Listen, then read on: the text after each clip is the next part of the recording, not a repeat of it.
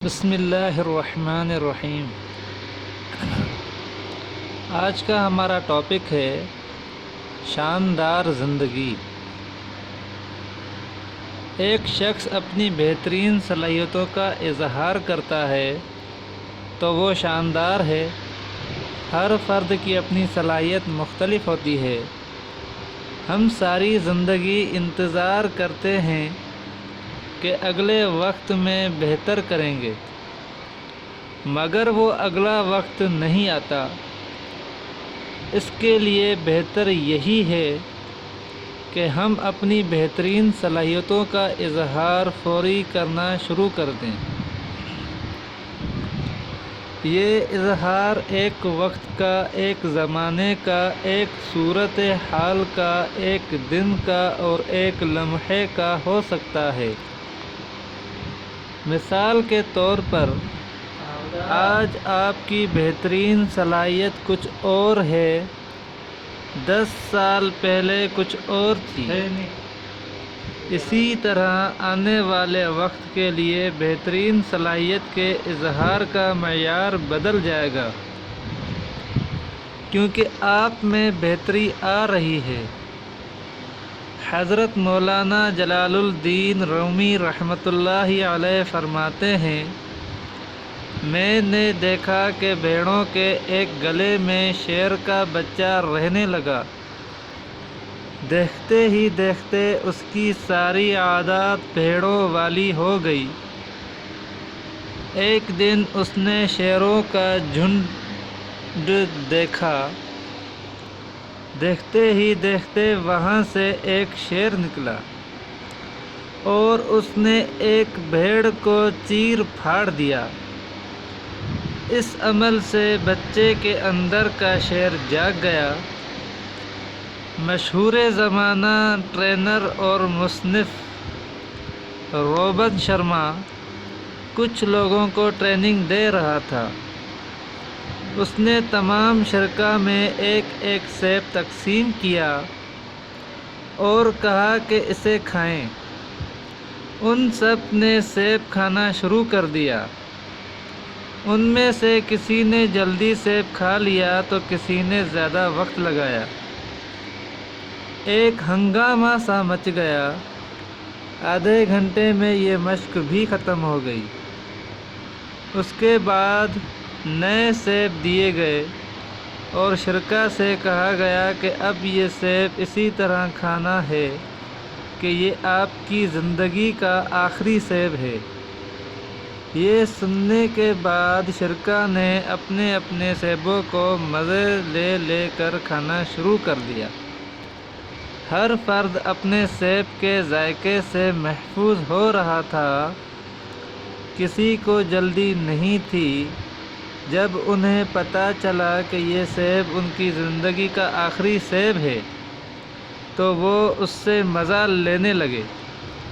اس مشق کے بعد روہن شرما کہتا ہے کہ یہ لمحہ جو آپ گزار رہے ہیں یہ بھی آخری سیب ہی ہے۔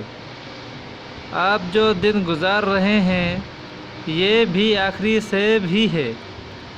یہ وقت جو آپ گزار رہے ہیں یہ بھی آخری سیب ہی ہے، مگر ہمیں وہمہ ہوتا ہے کہ یہ آخری سیب نہیں ہے، یہ آخری لمحہ نہیں ہے، چنانچہ ہم اپنی زندگی سے لطف نہیں اٹھا پاتے۔ استقبال آج کا دن اللہ تعالیٰ نے آپ کو انعام کے طور پر دیا ہے۔ اس کا صحیح بہترین استعمال کیجیے۔ کبھی بھی زندگی میں کوئی چیز ضائع کرنے لگیں تو آخری سیب کو ضرور یاد کر لیجیے گا۔ اس مثال سے یہ فائدہ ہوگا کہ آپ کی سوچ بدل جائے گی،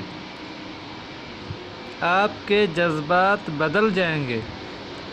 کسی کو بھی یقین نہیں کہ وہ آنے والے کل میں زندہ رہے گا یا نہیں۔ یقین صرف یہی ہے کہ اس وقت سانس چل رہی ہے۔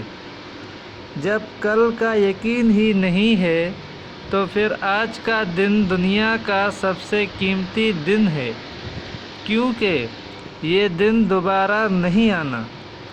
آج ہی سے 10 سال پہلے بھی آپ یہی سوچتے تھے کہ ابھی بہت وقت پڑا ہے۔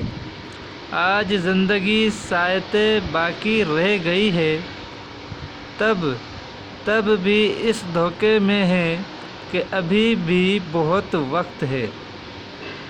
کتنی عجیب بات ہے کہ ہماری زندگی کے لمحات کم ہوتے رہتے ہیں اور ہم ہر سال زندگی کم ہونے کی خوشی مناتے ہیں۔